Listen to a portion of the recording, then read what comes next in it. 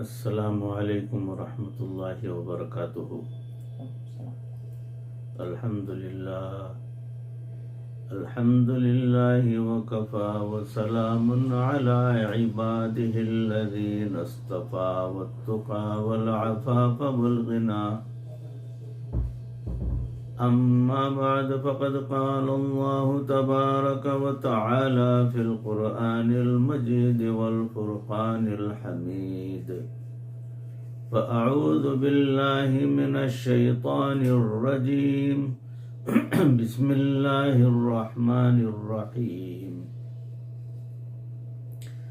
ألم نشرح لك صدرك ووضعنا عنك وزرك الذي أنقض ظهرك ورفعنا لك ذكرك، صدق الله مولانا العظيم۔ اللهم صل على سيدنا ومولانا محمد وبارك وسلم كما تحب وترضى عدد ما تحب وترضى۔ محترم و مکرم حاضرین، ناظرین، سامعین، بھائیوں، عزیزوں، بزرگوں، دوستوں، معزز خواتین، ہماری ماں بہنوں، تصوف کے عنوان سے جو بیانات کا سلسلہ چل رہا ہے اس میں موضوع چل رہا ہے میزان عدل کی حقیقت۔ اسی موضوع کی اگلی کڑی سماعت فرمائیں۔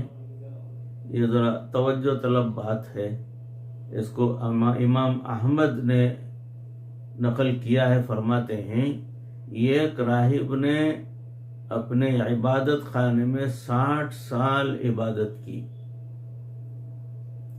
ایک دن اس نے اپنی کھڑکی سے باہر پانی کی جگہ میں جھانکا اور کہنے لگا اگر میں نیچے اتر کر یہاں سے پانی پی لوں تو میں کسی کو دیکھوں گا بھی نہیں اور پانی بھی پی لوں گا، وضو بھی کر لوں گا، پھر میں واپس اپنی جگہ پر آ جاؤں گا۔ چنانچہ وہ اپنے عبادت خانے سے نیچے اترا۔ ایک عورت آ گئی اور اس عورت کے جسم سے کپڑا ہٹ گیا۔ اس نے اس عورت کے حسن و جمال کو دیکھا تو وہ اپنے آپ کو روک نہ سکا، اپنے آپ کو کنٹرول نہ کر سکا اور اس نے اس عورت سے زنا کا ارتکاب کر لیا۔ اس کے بعد وہ ایک جگہ پر غسل کے لیے داخل ہوا اور اسے موت آ گئی۔ وہ اس حال میں تھا کہ اس کے آخری سانس تھے۔ اس کے پاس ایک سائل آ گیا، ایک مانگنے والا فقیر آ گیا۔ جب اس فقیر نے اس سے سوال کیا تو راہب ہے، تو نے اس کو اشارہ کیا کہ یہ میرا تھیلا ہے اور اس میں روٹی کا ٹکڑا ہے۔ اس کپڑے میں روٹی کا ٹکڑا تھا۔ مسکین نے اس کپڑے میں سے روٹی کا ٹکڑا لے لیا اور راہب مر گیا۔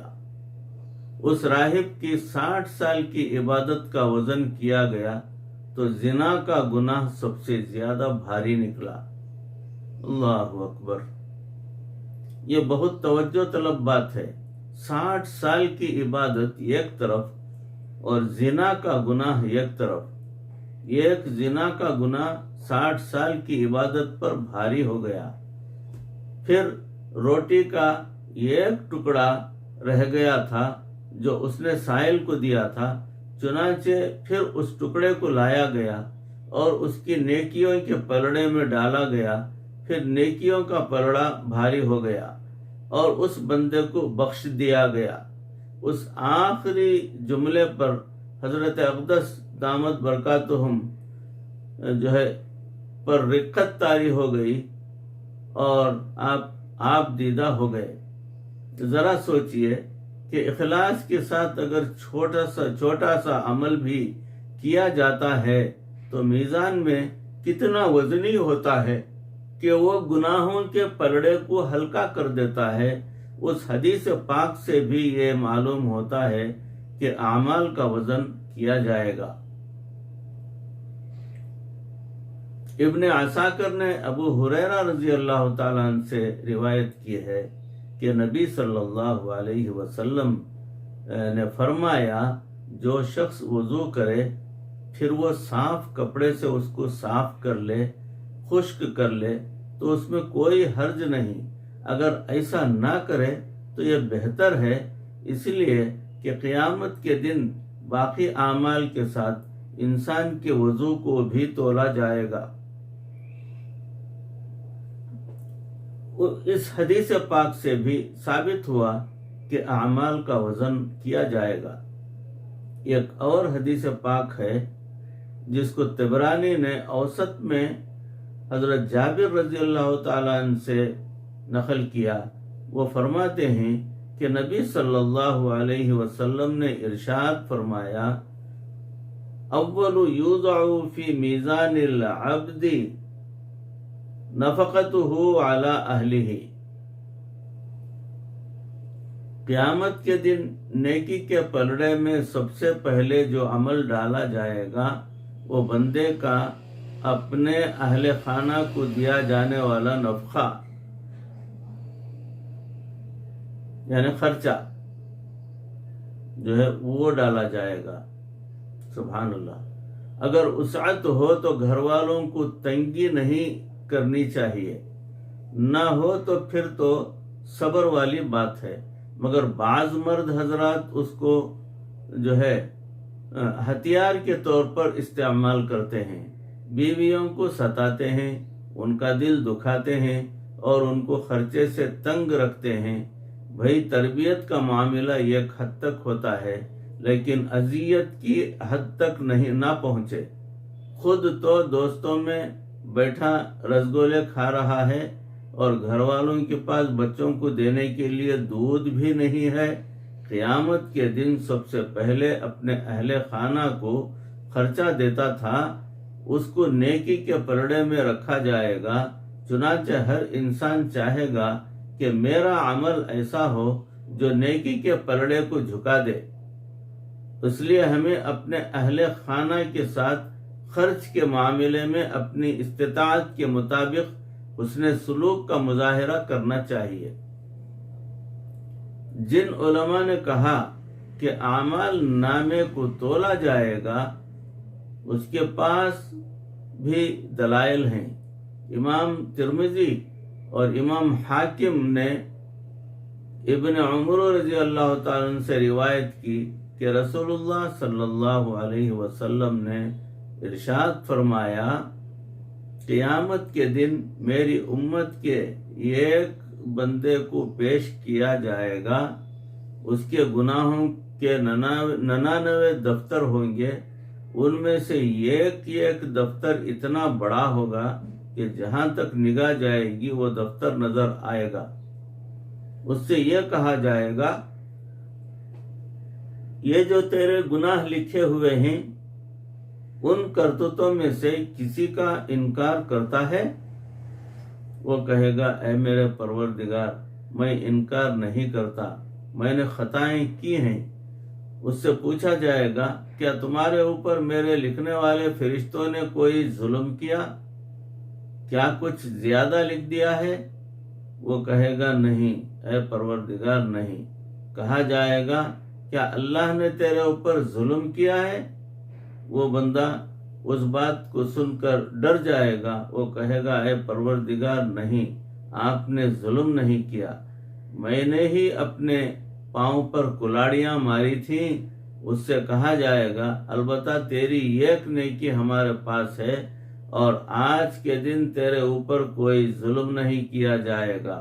کاغذ کا ایک چھوٹا سا ٹکڑا نکالا جائے گا جس پر کلمہ شہادت لکھا ہوا ہوگا۔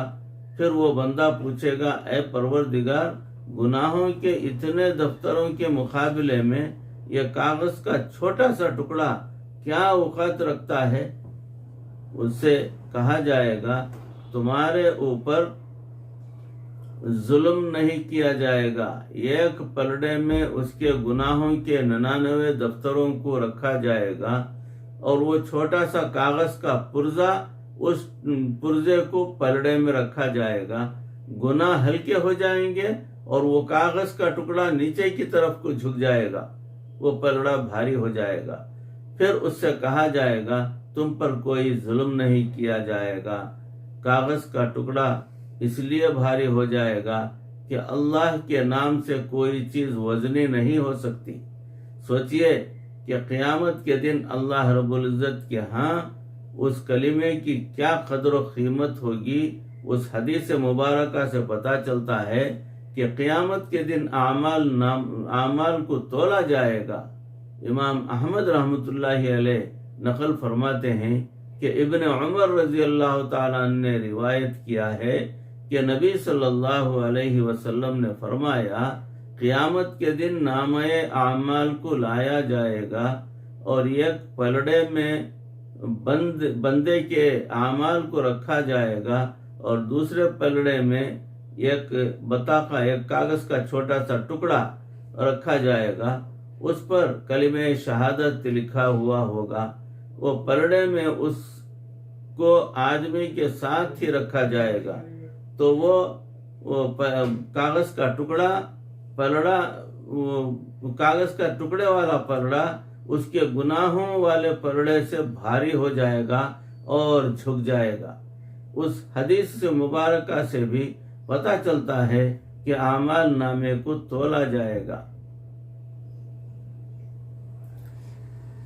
بعض علماء نے کہا کہ میزان عدل میں اشخاص کو تولا جائے گا۔ اس بات کے دلائل بھی موجود ہیں۔ عبداللہ بن مسعود رضی اللہ تعالیٰ عنہ کے بارے میں آتا ہے کہ ان کی پنڈلیاں پتلی سی تھیں۔ بعض صحابہ نے جب ان کو دیکھا تو مسکرا دیے۔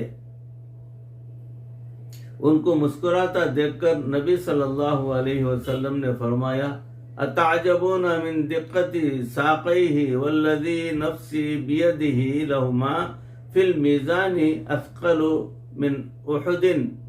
تم ان کی پتلی پنڈلیوں پر ہنستے ہو، اللہ کی قسم جس کے قبضے میں میری جان ہے، یہ پنڈلیاں میزان میں احد پہاڑ سے بھی زیادہ وزنی ہوں گی۔ اس سے پتہ چلتا ہے کہ بندے کو بھی تولا جائے گا۔ ایک اور دلیل سنیے۔